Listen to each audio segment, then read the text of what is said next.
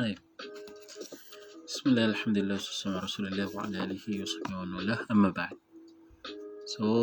InsyaAllah pada malam ini saya ingin berkongsi dengan sahabat-sahabat semua satu topik yang sebenarnya sangat menarik juga, berkenaan tentang sebuah alegori yang popular di dalam falsafah. Bagi siapa yang mengkaji falsafah, dia akan terlintas alegori ataupun perumpamaan ini ya.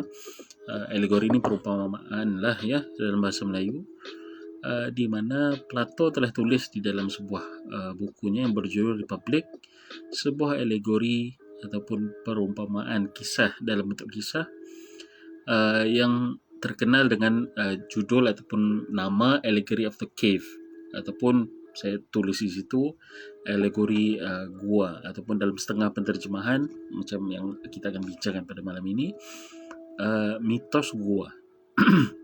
Berkenaan tentang pendidikan, the nature of education, apakah tujuan pendidikan itu, dan bagaimanakah cara seseorang itu mendidik dirinya sehingga dia mencapai ke martabat yang lebih tinggi. Sebagai permulaan, itulah ya latar belakang sebanyak berkenaan tentang alegori gua ini. Popular, banyak sekali dibahaskan dan juga diwacanakan, tetapi saya kira antara satu perbahasan yang agak baru juga di dalam falsafah, khususnya falsafah Islam di seluruh dunia ini, saya kira ialah berkenaan tentang bagaimana Ibn Rushd rahmatullah alaih, seorang alim, seorang faqih, seorang filsuf yang hidup pada kurun ke-6 Hijriah, 6 Hijriah betul. Dia telah mengarang sebuah buku sebenarnya, ringkasan dan juga syarahan, dan nanti kita akan jelaskan kenapa kita katakan buku Ibn Rushd ini merupakan ringkasan dan juga syarahan kepada Republik Plato itu. Seperti mana kita maklum, Ibn Rushd merupakan seorang peripateteks ataupun masyain ya, dan dia bukan seorang yang sangat-sangat terkenal sebagai seorang komentator ataupun syarih dalam bahasa Arabnya, orang yang mensyarahkan dan juga menghuraikan buku-buku Aristotle dalam falsafah. Tetapi kalau kita tengok di dalam politik, dia tidak mensyarahkan buku Aristotle, sedangkan Aristotle ada tulis sebuah buku tentang politik ini dengan judul itu, Politik.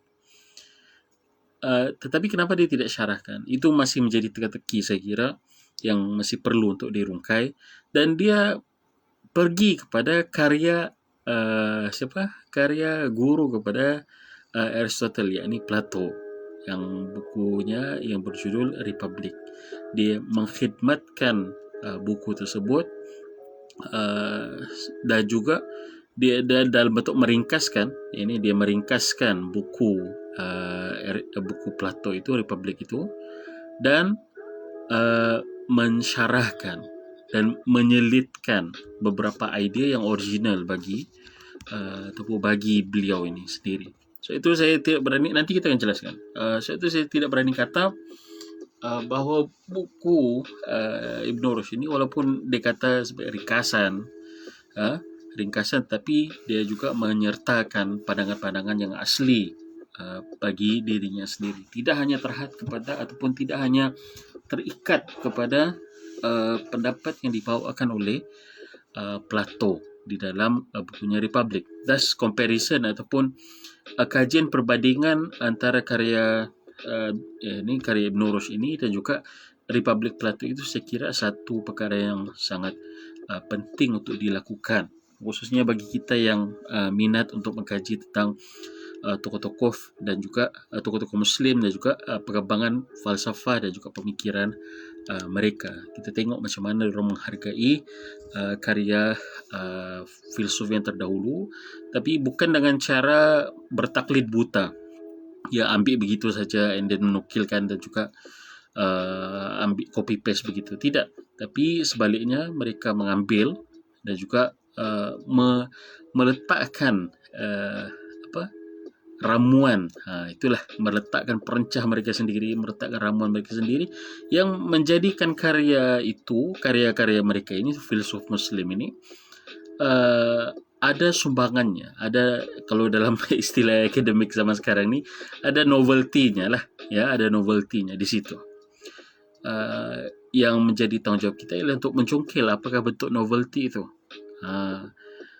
Sebelumnya saya juga telah berkhidmat bersama dengan buku ini. Buku ini, okey, saya belum cerita judulnya. Judul asal bagi ringkasan dan juga syarahan Republik Plato ini oleh Ibn Rushd ialah Ad-Daruri fi Siyasah.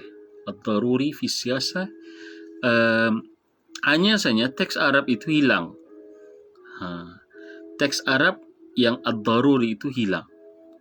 Daruri fi Siyasah. Dan harus kita kenali juga bahawa Ibn Rushd ada tulis series, ya, series ringkasan-ringkasan ini yang diberikan nama Ad-Daruri. Kalau kita tengok di dalam usul fiqh, ada bukunya ringkasan bagi Mustasfa Al-Ghazali, diberikan judul Ad-Daruri fi Usul Fiqh. Sementara begitu juga ada tulis Darur fil Mantiq. Sementara dalam politik dan juga siasah ini, dia telah meringkaskan dan juga mensyarahkan buku Plato, Republik Plato itu dengan judul Ad-Darur fi Siyasah. Tapi naskah Arabnya hilang, mafqud. Seorang pengkaji di universiti di Rabat, ya, saya tidak ingat namanya. Tapi dia pengkajilah bagi karya Ibn Rushd ini. Dia dapati wujudnya satu karya di dalam bahasa Ibrani ataupun dalam bahasa Hebrew, ya, yang merupakan ringkasan kepada Republik Plato ini. Seperti yang kita maklum, ataupun mungkin sahabat-sahabat kita recap lah cerita Ibn Rushd ini. Ketika beliau berada di puncak, dia dibuang oleh orang-orang yang dengki dan juga difitnah lah. So mengakibatkan apa? Beliau dibuang ke satu kawasan ataupun satu, kita boleh namakan ghetto lah, ya, ghetto bagi orang-orang Yahudi di Andalus itu, yang diberi nama Al-Yusanna ataupun sekarang ini dinamakan Lucena. Lucena ini ghetto ataupun macam Stenggan ataupun macam kampung-kampung kecil tapi khusus bagi bangsa Yahudi ini. Ibn Rushd dibuang ke situ. Dan bila dibuang ke situ, orang-orang Yahudi yang ada di situ, dia tidak mengabaikan, bahkan menerima kedatangan Ibn Rushd ini dengan hati yang terbuka. Dan kegiatan falsafahnya, hal inilah yang mengakibatkan ataupun yang menyebabkan kegiatan falsafah Ibn Rushd itu tidak terhenti apabila dibuang. Kan kalau kita ni, most of us, kalau dibuang kerja sebagai contoh, maka berhenti kerja itu. Ibn Rushd tidak. Sebab dia secara nature-nya itu adalah seorang pendidik. Nature-nya itu adalah seorang yang suka untuk berkongsi. Maka apabila beliau dibuang ke Al-Yusanna ini, dikatakan beliau telah mengajar falsafah kepada orang-orang Yahudi yang ada di situ. Maka anak-anak muridnya daripada kalangan Yahudi itu yang menyalin dan juga menterjemahkan karya-karyanya daripada bahasa Arab kepada bahasa Ibrani atau bahasa Hebrew. Dan qadarullah, itulah kebaikannya karya-karya Ibn Rushd ini. Kalau kita tidak temukan teks asalnya di dalam bahasa Arab, kerana wujudnya murid-muridnya itu yang menggunakan bahasa Ibrani, yang telah menterjemahkan karyanya ke dalam bahasa Ibrani, maka karya itu masih ada dan masih kekal dalam bahasa Ibrani. Dan karya yang qadarullah, karya yang Ibrani itulah yang kekal dan akhirnya ditemukan oleh pengkaji di Rabat itu, Universiti Muhammad Al-Khamis. Dia seorang pakar, profesor di dalam kajian Ibrani, kajian Hebrew dan juga kajian Arab, bahasa Arab.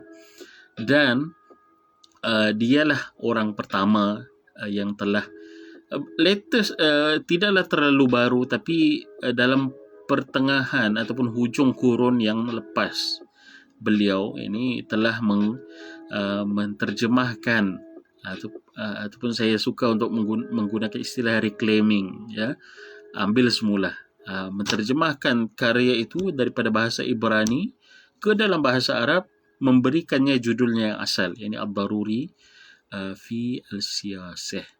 Dan buku itu telah diterbitkan dalam bahasa Arabnya dan telah disemak dan juga disyarahkan oleh filsuf Maghribi Morocco yang terkenal, Abid Al-Jabiri. Okey, letak itu tepi. Dan ini satu berita baiklah juga ya untuk sahabat-sahabat semua yang mungkin berminat untuk mendapatkan atau ini untuk tahu Darul Visasa. Darul Visasa itu ada dalam bentuk PDF. Kita boleh download dan kita boleh baca lah ya, scan PDF itu ada. Tapi kalaulah kiranya dalam bahasa Inggeris pun mungkin sukar untuk dibaca, dalam bahasa Arab pun sukar untuk dibaca, terjemahan dalam bahasa Indonesia sudah ada bagi buku ini, buku Ad-Darul Visasa itu dengan judul yang mungkin sedikit lain ya, judul sedikit yang tidak menggambarkan Ad-Daruri Visasa itu ya. Dia tulis di sini Republik Plato ala Ibn Rushd. Ini bukunya. Ini bukunya ya. Ini bukunya Republik Plato ala Ibn Rushd, komentar atas diktum-diktum inti politik Plato oleh Ibn Rushd, yang diterbitkan oleh Sadra Press. Yang saya ada di sini cetakan tahun 2016, dan ini saya beli daripada Ustaz Abu Ilkia yang di Rawdatul Miqyas. Boleh tanyalah di situ kalau mereka masih ada lagi naskah ini. Saya kira masih ada ya. Dan bukunya itulah, tengok tebal kan, tapi sebenarnya isinya daruri itu ringkas saja ya, ringkas saja. Yang di belakang ini most of them adalah appendix, penukilan penukilan teks-teks asal daripada Republik Plato yang telah diringkaskan dan disyarahkan oleh Ibn Rushd. Okey, isi bukunya nih, sebab di bahagian permulaan buku ini pun ada itulah ya, ada pengantar daripada Abid Al-Jabiri itu ya, pengantar daripada Abid Al-Jabiri. Okey, so isi bukunya sebenarnya inilah Daruri Visasa itu. Kalau boleh tengok kan, tengok tebal kan, macam seram kita mau baca, tapi sebenarnya inilah dia. Di bahagian tengah ini saya sudah bahagikan, inilah dia isi sebenar bagi Daruri Visasa itu yang telah diterjemahkan ke dalam bahasa Indonesia. Of course dalam penterjemahan ini adalah beberapa perkara yang kita ya, ada beberapa perkara yang diterjemahkan dengan kurang tepat, tapi daripada segi idea umum itu ada. Idea umum itu ada. Thus, buku ini bolehlah untuk dijadikan sebagai rujukan dan juga bacaan umum. Bacaan umum maksud saya bacaan, dan juga kita boleh bandingkan itu, konten yang ada di dalam Daruri ini lebih kurang sama dengan apa yang dibawakan di dalam bahasa Arab, dan kita boleh bandingkan dia dengan Republik Plato itu sendiri.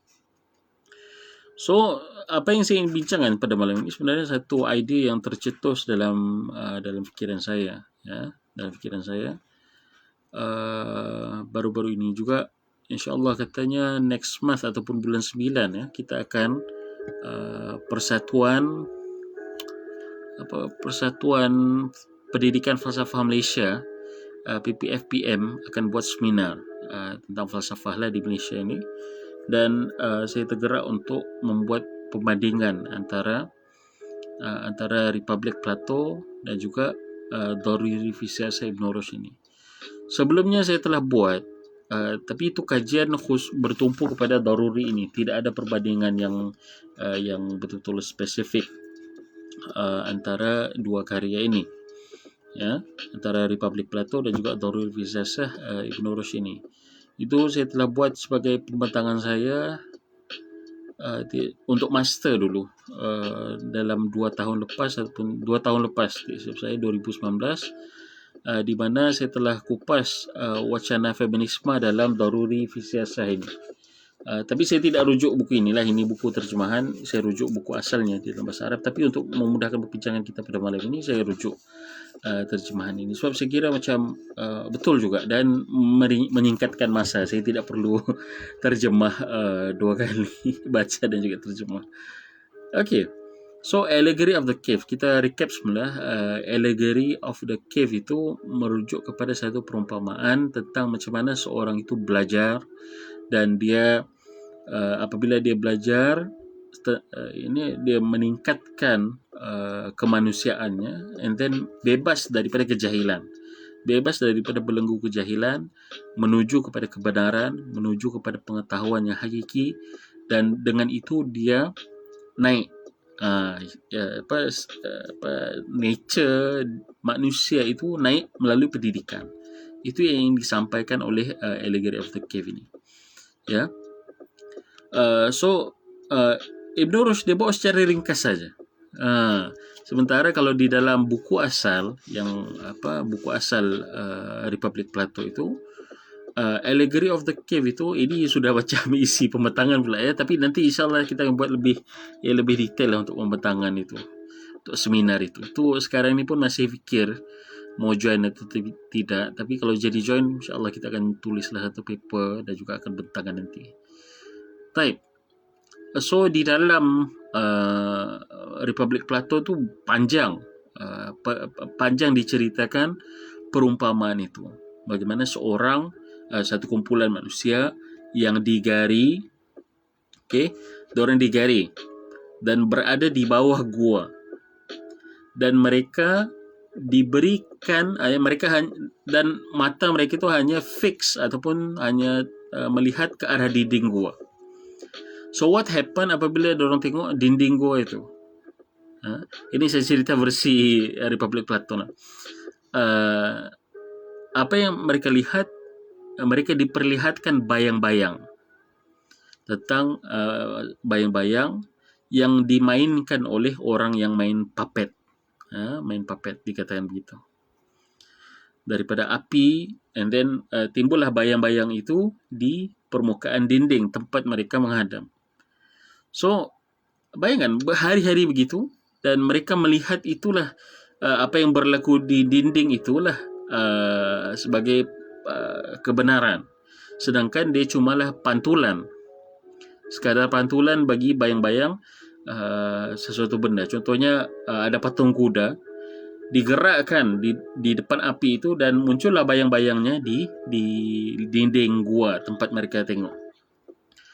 So adakah yang bergerak itu kuda? Dalam fikiran orang yang di bawah gua itu, dalam fikiran mereka itulah kuda, tapi sebenarnya hanyalah bayang-bayang kuda, bayang bagi patung kuda sebagai contoh, bayang kepada kuda ataupun bayang bagi patung kuda. Mereka tidak tahu apa-apa, dan itulah maklumat yang disuap kepada orang-orang yang berada di bawah gua ini.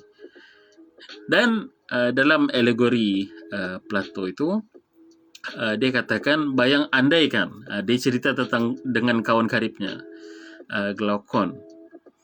Bayangkan kalau ada seorang daripada orang yang terperangkap di bawah itu, dia melepaskan diri, kemudian dia naik keluar daripada gua itu, kemudian of course mata dia akan sakit sebab dia tidak biasa dengan cahaya matahari daripada luar.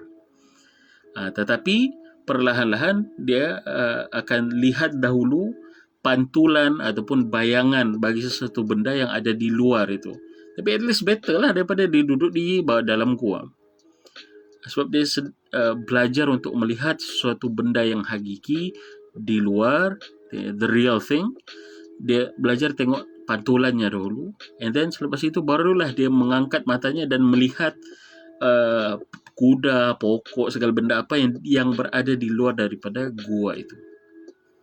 Dan selepas itu barulah berpindah melihat matahari secara direct. Kenapa? Sebab dia sudah educated, dia sudah menjadi orang yang terpelajar, dia sudah memiliki pengetahuan yang sebenar, and then dengan pengetahuan itulah dia mampu untuk mencerap segala satu benda berdasarkan hakikatnya. Tidak sama macam keadaan dirinya sewaktu berada di dalam gua itu, di bawah gua itu hanya memahami melalui bayang-bayang yang dipamerkan kepada mereka. Jadi perumpamannya ialah yang naik keluar daripada gua itu ialah filsuf. Sementara orang-orang awam yang tidak mahu ataupun tidak mahu elevate diri mereka, mereka hanya kekal di dalam gua itu. Dan sambungan di dalam cerita cerita alegori gua itu ialah Plato timbulkan ditimbulkan satu andaian, ditimbulkan satu andaian di dalam ini versi Republik Plato lah, punya Allegory of the Cave. Andaikan filsuf itu pulang ke dalam gua, andaikan dia pulang ke dalam gua, and then dia cuba untuk sedarkan orang-orang di dalam gua itu tentang wujudnya kebenaran yang hakiki yang ada di luar daripada gua. Adakah orang-orang yang di dalam gua itu yang mindanya sudah fix dengan pantulan bayang-bayang, dia boleh terima kenyataan yang dibawakan oleh filsuf itu tadi, oleh orang yang sudah melihat dengan daripada luar gua itu? Dia kata boleh jadi diorang tu sama-sama pakat akan membunuh si kawan ini yang sudah melihat benda dengan real di luar. So begitu perumpamaan dia. Bagaimana kadang-kadang kebenaran itu membunuh. Thus ada seorang komentator itu, dia kata mungkin ini merupakan Plato bercerita tentang Sokrates juga, sebab Sokrates ini guru si Plato ini, dan dia cuba untuk sebarkan kebenaran kepada masyarakat di Athens, tapi qadarullah dia sebab dia telah menimbulkan keraguan telah menimbulkan kekacauan dalam fikiran orang awam, maka dia dihukum bunuh untuk dengan minum racun. Popular lah kisahnya. Itu perumpamaannya. Orang yang pintar ini, yang sudah belajar, sudah memiliki ilmu yang hakiki, apabila dia cuba untuk menyampaikannya kepada orang yang berfikiran jumud, berfikiran tertutup, orang itu boleh berpakat untuk membunuhnya. Sedangkan kebenaran itu tetaplah bersama dengan orang yang mengetahui kebenaran itu. Itulah ringkasan ataupun apa yang boleh difahami dan juga boleh dihayati daripada alegori gua versi Republik Plato. Tapi itulah yang saya ingin bawakan di sini, dan of course di dalam Republik Plato itu ada macam-macam lagi perinciannya. Itu yang insyaAllah saya akan cubalah untuk buat dalam bentuk paper nanti. Mungkin kalau larat lah, kalau larat untuk buat dalam bentuk paper dan kita bincangkan nanti dalam seminar itu. Sebab sekarang ni di Malaysia syarat untuk lulus PhD, bukan di Malaysia lah, saya rasa di UMS ni lah tempat saya belajar ni, akan belajar ini bulan 9 ini, syarat untuk lulus itu kena join satu seminar. So mau tidak mau kenalah join seminar itu untuk membentang. So kalau kita sudah buat awal, kita tidak lagi diganggu ataupun disibukkan dengan formality. Okay, so sekarang begitu panjang lebar saya cerita sebenarnya, dan dalam buku yang asal pun, yang Republik Plato itu pun memang tebal, dalam lebih 10 muka surat bercerita tentang Allegory of the Cave itu. Tapi di sini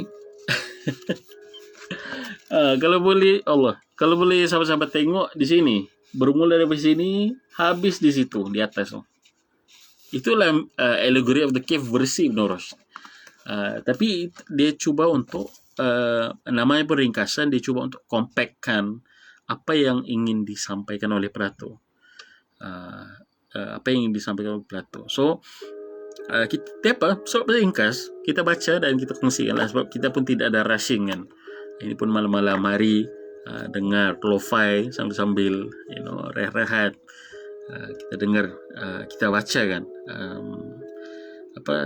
alegori gua versi Ibn Rushd. Dan juga mungkin kita akan letakkan sikit bukanlah syarahan, ini segan pula kata kita pula mensyarah buku Ibn Rushd ini, tapi mungkin sedikit perkongsian ke ataupun yang begitulah umpamanya, berkenaan tentang apa yang dinyatakan oleh Ibn Rushd di sini. Okey. Dan dia menterjemahkan, si penterjemah ini, kejap, siapa nama penterjemahnya? Afi Khoriyah dan Zainuddin. Wallah alam siapa Zainuddin ini. Ya. So dia katakan dia terjemah sebagai mitos gua, bukannya sebagai macam saya kata tadi perumpamaan, mungkin lebih dekat kan, perumpamaan gua ataupun kisah perumpamaan gua begitu. Dia kata sini mitos gua. So kata Ibn Rushd, untuk membandingkan golongan manusia yang menguasai ilmu filsafat dengan mayoritas masyarakat, saya akan baca ini teksnya dalam bahasa Indonesia. Kalau perlu untuk saya terjemahkan tu dalam bahasa Melayu, saya akan terjemahkan nantilah. Mayoritas ni majority lah, kata majority masyarakat. Plato menggambarkan masing-masing mereka dalam sebuah cerita. Sama lah macam yang saya cerita tadi, bahawa dalam Republik Plato itu memang perumpamannya antara orang yang terpelajar dengan orang yang terperangkap di bawah gua itu. Yang ni orang-orang awam lah yang tidak mahu elevate pengetahuan mereka. So katanya Plato menggambarkan masing-masing mereka dalam sebuah cerita. Ia menyatakan, Plato menyatakan, pada umumnya masyarakat ibarat orang-orang yang sejak kecil berada di gua di bawah tanah. Mereka tidak bisa melihat kecuali apa yang ada di dalam gua, kerana mereka tidak bisa menolehkan wajah-wajah mereka ke sekeliling pintu gua. Ini macam saya katakan tadi, mata dan juga pandangan mereka itu hanya fix kepada dinding gua itu. Mereka tidak boleh tidak boleh melihat keluar ke pintu gua. Okay. So katanya di sini, sekalipun di atas pintu terdapat patung-patung daripada pelbagai jenis ciptaan dan di belakangnya api, namun mereka tidak bisa melihat patung-patung tersebut, melainkan hanya bayang-bayangnya yang tergambar di dalam gua, yakni yang terpantul di dinding gua itu. Itulah macam saya katakan tadi, ada dinding, adanya patung, yakni orang yang main patung, adanya api. So daripada cahaya api di dalam gua itu, ya, di dalam gua, bukan di luar gua ini, di dalam gua. So ada yang bermain patung ataupun bermain patung, contohnya bentuk kuda ke bentuk orang ke. So orang-orang yang di bawah itu, di dalam gua itu hanya nampak pantulannya yang ada di dinding gua itu. Okay. So dari sini dia ringkaskan. Dia kata sekalipun di atas pintu terdapat patung-patung, okay, melainkan hanya bayang-bayang saja yang tergambar dalam gua. Kerana kondisi mereka demikian, mereka tidak bisa mengenal segala sesuatu kecuali bayangan yang mencerminkan segala ciptaan, sehingga mereka beranggapan bahawa segala hakikat ciptaan tidak lain hanyalah bayangannya. Dia nampak bayangan kuda, dia andaikan betul lah kuda yang bergerak lah, tapi sebenarnya itu patung kuda yang digerakkan dengan dekat dengan api, dan bayang-bayangannya itu terpantul ke dinding gua. Okey, itu bukan hakikat, itu cuma bayangan. Dia nak kata orang-orang masyarakat awam ni hanya tahu bayangan tentang kebenaran. Ini pun satu isu juga kalau kita mau kaitkan dengan Ibn Rushd ini, dan juga filsuf lah secara umumnya. Katanya, sedangkan dia terus ringkaskan, sedangkan para filsuf mereka adalah orang-orang yang keluar dari gua menuju cahaya. Ini dia tidak lagi, ini orang-orang yang filsuf ini, orang yang mencari kebenaran, yang belajar, yang melepaskan diri mereka daripada belenggu taklid dan juga jumud itu, melepaskan diri daripada gari, dan tidak hanya melihat kepada bayangan yang dipamerkan kepada mereka, tapi berusaha untuk keluar daripada gua itu, tinggalkan segala papet, tinggalkan segala api, keluar ke pintu gua.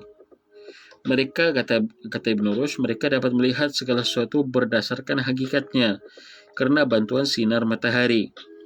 Memang, seperti halnya manusia yang keluar secara tiba-tiba dari mulut gua, kedua-dua matanya akan merasa kesakitan karena cahaya matahari, hingga tidak mungkin melihat segala sesuatunya dengan benar. Ini ialah tidak biasa kan, sebab dia di dalam gua, dia hanya matanya tu adjust dengan gelap.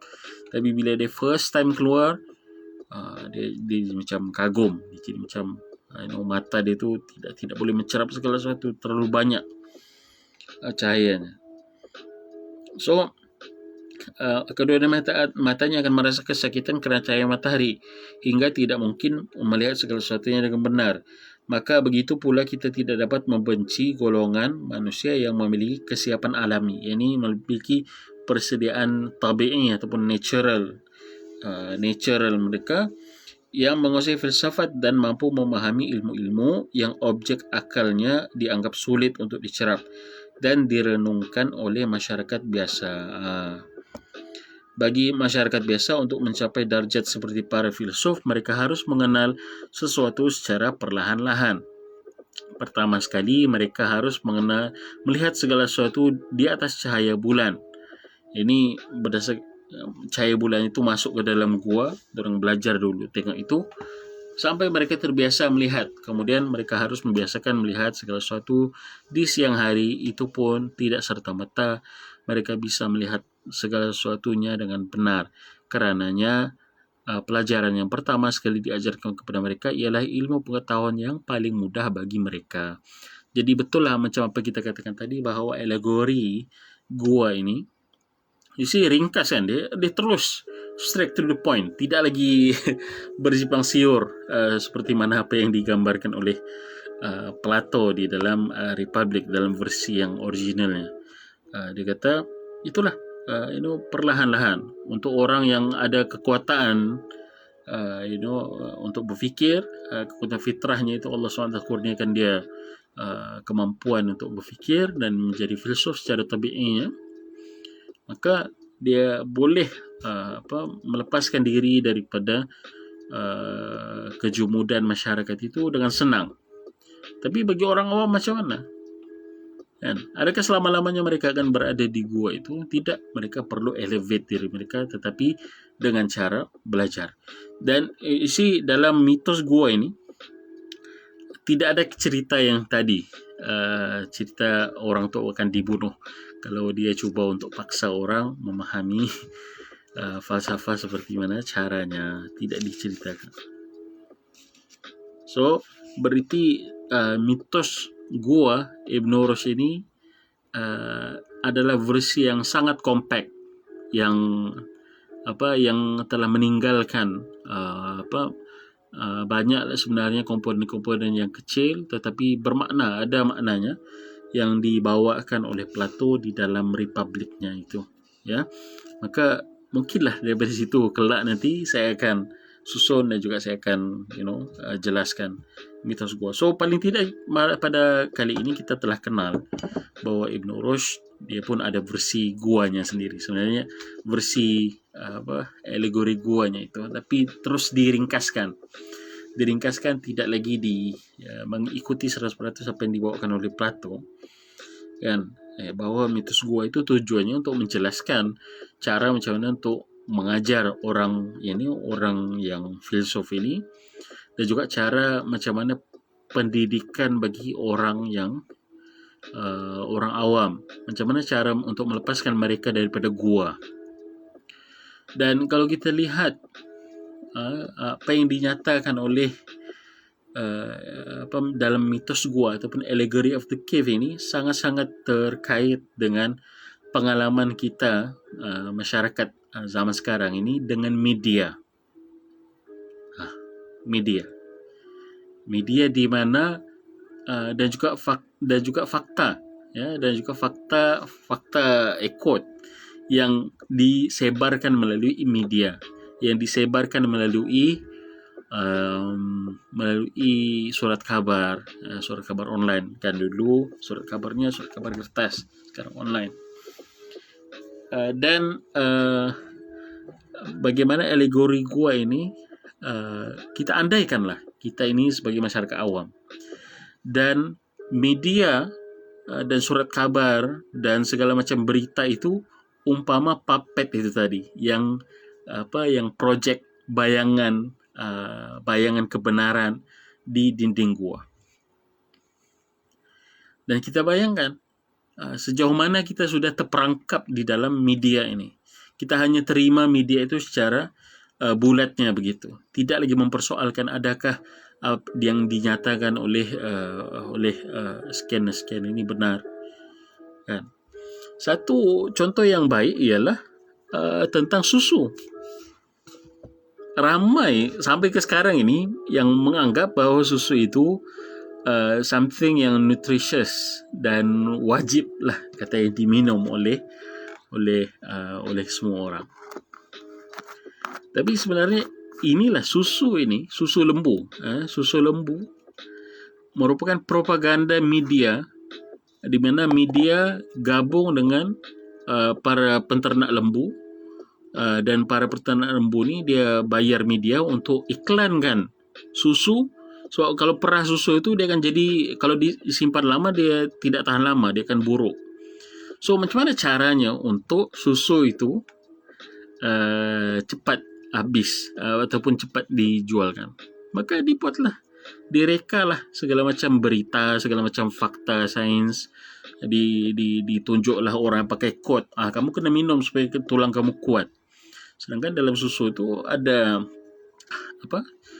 susu ini kalau diambil secara berlebihan pun bermasalah juga ya. Dan inilah yang cuba untuk dipaksa oleh media itu ya.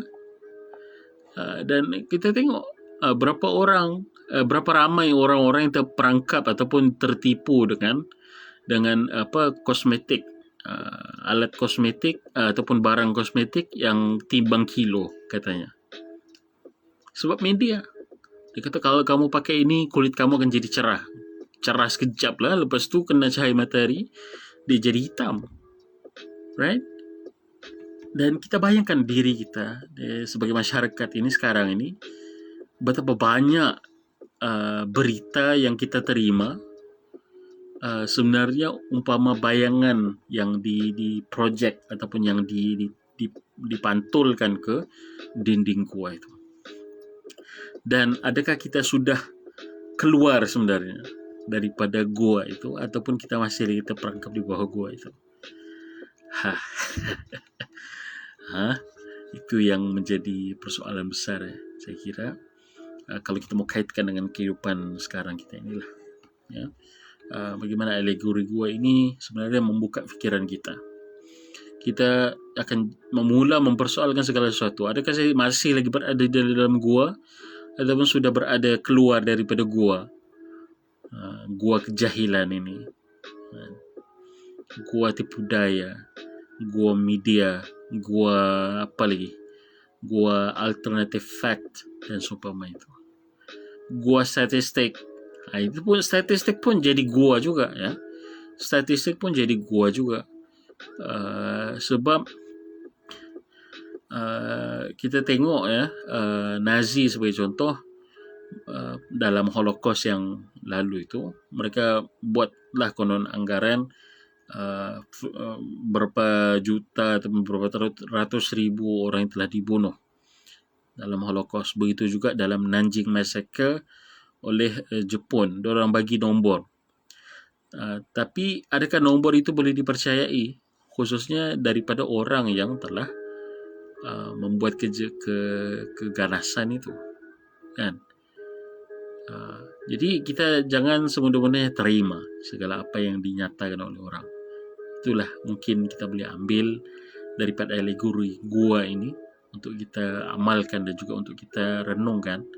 Adakah saya ini masih berada di dalam gua ataupun saya sudah bebas daripada gua itu kan? Menarik kan? Apa yang dibawakan oleh Ibn Rushd dan juga apa yang dibawakan oleh Plato itu dalam alegori gua itu. Saya tahu alegori gua ini, dia Allegory of the Cave ini popular sebab dia sangat relatable oleh kita kita boleh kaitkan diri kita, pengalaman kita, macam mana dulunya kita pernah tertipu dengan dengan segala macam berita-berita palsu, segala macam kepercayaan. Tidak boleh tunjuk tidak boleh tunjuk dengan jari, tidak boleh tunjuk ke pelangi. Lesh, kenapa? Sebab kononnya nanti jari akan berulat. Apa pun itu gua lah tu. Gua khurafat. Segala macam bid'ah dalam agama ni pun kita boleh anggapkan sebagai gua juga. Adakah kita sudah keluar daripada gua itu atau tidak? Segala macam khurafat, syirik yang ada di dalam masyarakat kita ini, itu pun gua. Jadi macam mana cara untuk kita keluar daripada gua itu? Itu yang kita kena kita boleh ambil lah daripada alegori gua. Itu menarik kan? Mitos gua yang dibawakan oleh Ibn Rushd dan juga mitos gua yang dibawakan oleh Aristotle pula, Plato di dalam Republik. Okey, jadi begitulah ya. Karya-karya tokoh-tokoh kita ini, saya ingatkan diri saya dan juga selalu saya ingatkan sahabat-sahabat saya, adik-adik, junior-junior saya berada di Madinah dulu, followers saya selalu ingatkan, kita kena hargai kita kena hargai karya-karya penulisan tokoh-tokoh kita. Kalau kita tidak hargai, siapa akan menghargainya? Ya. Adakah selama-lamanya kita ingin biarkan orang lain yang menghargainya lebih dahulu, lebih daripada kita? Tidak. Kitalah yang kena maju ke depan untuk menulis, untuk bercerita tentang tokoh kita. Ibn Rushd ni Muslim. Perkaitan kita dengan Ibn Rushd ni lebih dekat daripada perkaitan orang-orang yang kufar, orang musyrikin yang tidak beriman dengan Allah SWT. Apa kaitan diorang dengan Ibn Rushd? Tidak ada kaitan. Cuma peminat, pengkagum. Kita ni dengan dia, Ibn Rushd ni adalah paling tidak saudara seagama kan. Dan juga macam super senior kita lah di dalam rantaian kesarjanaan ini. Kita ini super junior. Dia itu super senior. Begitu, samalah karya ulama-ulama yang lain, tokoh yang lain, Ibn Sina, Al-Farabi, Al-Ghazali. Kita kena hargai, kita kena tulis berkenaan tentangnya. Dan satu lagi perkara, ialah kita tidak boleh claim ilmu itu maksudnya ilmu ini hanya milik kita seorang. Tidak. Kerja ini kerja yang sukar, tapi kalau ramai-ramai buat, saya kira sangat menarik dan juga sangat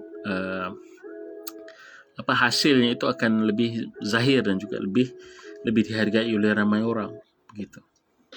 Jadi karya Ibn Rushd ni kita kena baca, kita kena hargai dan juga kita kena cerita, jelaskan kepada orang. Ibn Rushd ada tulis ringkasan dan juga syarahan kepada ID Plato dalam Republik. Saya baru tahu kan. Saya kira ramai yang hanya tahu Ibn Rushd ni tulis Faslul Maqal, tulis tahafut, tapi dia tidak tahu karya-karya falsafah Ibn Rushd yang lain. Contohnya macam ini, buku ini, Daruri fi Siyasah, ataupun diterjemahkan dengan tajuk yang sebenarnya agak menyimpang ya, dikata Republik Plato ala Ibn Rushd. Ada tajuk Arabnya itu terjemahkanlah ataupun letakkanlah Ad-Daruri fi Siyasah di sini. Ringkasan Republik Plato sebagai contoh. Begitu. Jadi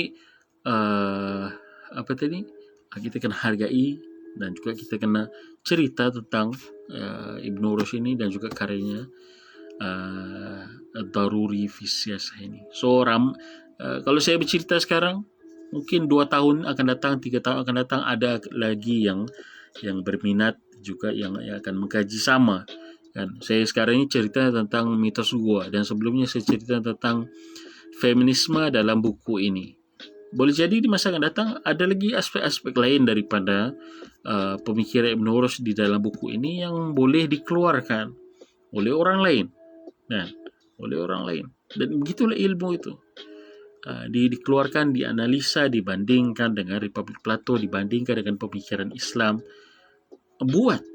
Bincang, talk about this book, talk about this this person, this alim, this faqih, begitu. Dengan itu kita menghargai dan menjadi bukan setakat penganalisa tapi juga macam pengembara. Orang mengembara ni bukan benda tu tidak ada di situ, benda tu sudah ada di depannya, cuma dia pergi ke situ, dia check, oh benda ini ada. As simple as that. Jadi dia sebagai orang yang memperkenalkan ataupun mengingatkan sebelah, orang di belakang saya, di tempat A ada benda A ini, begitu. Okey. Jadi itulah sedikit sebanyak panjang juga saya bercerita ni, mungkin inilah efek vaksin vaksin Pfizer.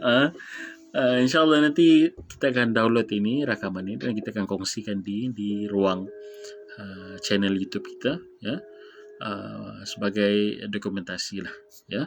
Jadi terima kasih banyak-banyak kepada sahabat-sahabat yang sudi bersama dengan kita daripada awal hinggalah ke habis, ke selesai perbincangan dan juga borak-borak ini berkenaan tentang Ibn Rushd, berkenaan tentang Daruri fi Siyasah, berkenaan tentang ringkasan dan juga syarahannya kepada Republik Plato itu. Ya, terima kasih banyak-banyak. Jangan tanya saya tidak jual buku ini, ya. Buku ini boleh tanya, pergi ke Facebook Rawdatul Miqyas. Rawdatul Miqyas sekarang di Bangi Mall ke something macam tu. Message lah di situ, tanya kalau ada lagi naskah ini dengan dorang, ataupun dorang boleh tempah datang bawa ke Malaysia, kan. So saya beli daripada situ, Rawdatul Miqyas itu, buku ini. Okey. Jadi wallahu a'lam, terima kasih. Subhanallah wa bihamdihi, asyhadu an la ilaha illa anta, astaghfiruka wa atubu ilaik. Assalamualaikum warahmatullahi taala wabarakatuh.